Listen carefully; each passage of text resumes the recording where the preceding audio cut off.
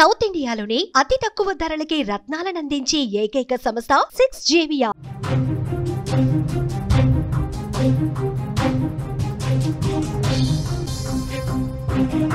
మరో big breaking news చూస్తున్నాం. ఉత్తరాఖండ్ లో మరోసారి మేఘ విస్ఫోటనం జరిగింది.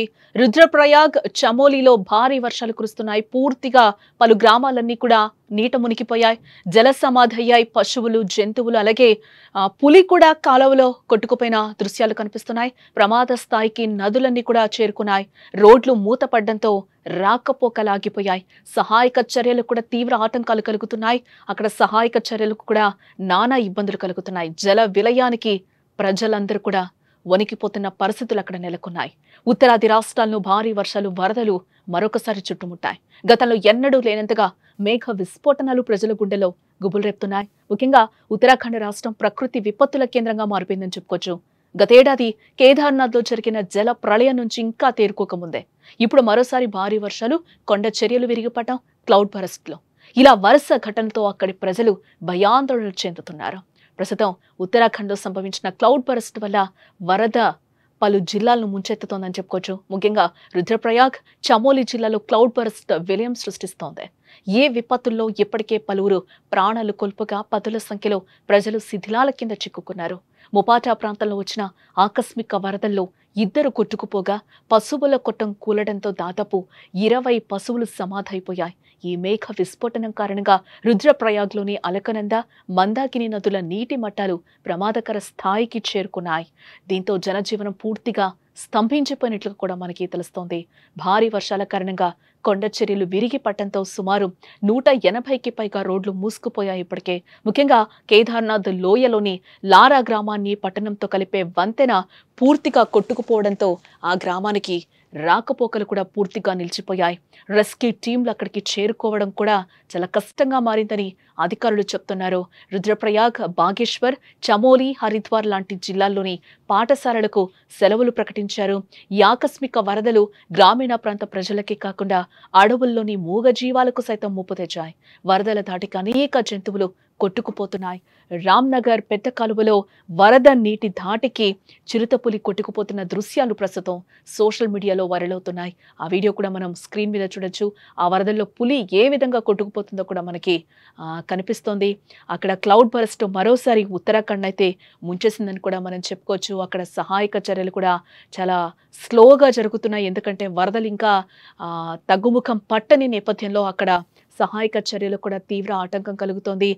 సహాయక బృందాలు అక్కడికి చేరుకోవాలన్నా కూడా ఒకంత కష్టతరంగా మారిందని కూడా అధికారులు చెప్తున్న సిచ్యువేషన్స్ అయితే కనిపిస్తున్నాయి. మనం ఇంకొక సైడ్ కూడా చూడొచ్చు. ఆ వరదలో కారు కూడా కొట్టుకుపోయి ఒక చోట ఆగిన పరిస్థితులు అయితే మనకి కనిపిస్తున్నాయి. అక్కడ సహాయం కూడా ఏ విధంగా చేస్తున్నారో కూడా అక్కడ చూస్తున్నాం మనం విజువల్స్లో.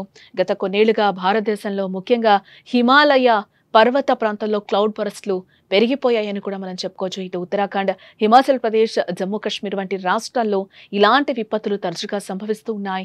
గత ఏడాది కూడా సోలన్ జిల్లాలో క్లౌడ్ బరస్ట్ సంభవించడంతో ఇళ్లు కొట్టుకుపోయాయి. దీంతో పలువురు ప్రాణాలు కోల్పోయారు.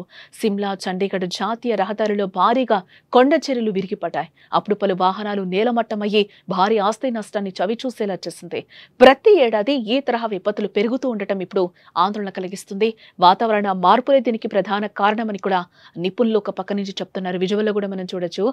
ప్రకృతి ప్రకోపం ఏ విధంగా చూపించిందో కూడా ఉత్తరాఖండ్ వరదల్ని చూస్తే మనకు అర్థమవుతుంది. కార్లు కూడా ఆ మట్టిలో, ఆ వరదలో కూరుకుపోయిన సిచ్యువేషన్స్ కనిపిస్తున్నాయి. ఏ విధంగా రోడ్లు మారాయో అంతా కూడా బురదమయమైపోయిన పరిస్థితులు కనిపిస్తున్నాయి. ఎటు కూడా పాల్పొని సిచ్యువేషన్స్ అక్కడ మనకి కనిపిస్తున్నాయి అని చెప్పుకోవచ్చు. ఈ విపత్తుల కారణంగా కూడా కోట్లాది రూపాయల ఆస్తి నష్టంతో పాటు ప్రాణ నష్టం కూడా జరుగుతోందని కూడా చెప్తున్నారు అధికారులు. నిజానికి ఉత్తరాఖండ్ రాష్ట్రంలో తరచూ క్లౌడ్ బరస్ట్లు జరుగుతూ ఉంటాయి. అందుకు ప్రధాన కారణం మనం చూస్తే అక్కడ భౌగోళిక వాతావరణ పరిస్థితులే కారణమని కూడా చెప్తూ ఉంటాం. ఉత్తరాఖండ్ హిమాలయ పర్వతాల నడుమున్న ప్రాంతం కాబట్టి ఈ ప్రాంతంలో సముద్రం నుంచి వచ్చే తేమతో నిండిన ఋతుపవనాలకు సంబంధించిన గాలులకు హిమాలయ పర్వత శ్రేణులు అడ్డుగా ఉంటాయి. ఈ పర్వతాలను ఋతుపవన గాలులు దాటలేకపోవటం వల్ల మేఘాలన్నీ ఒకే చోట చేరతాయి.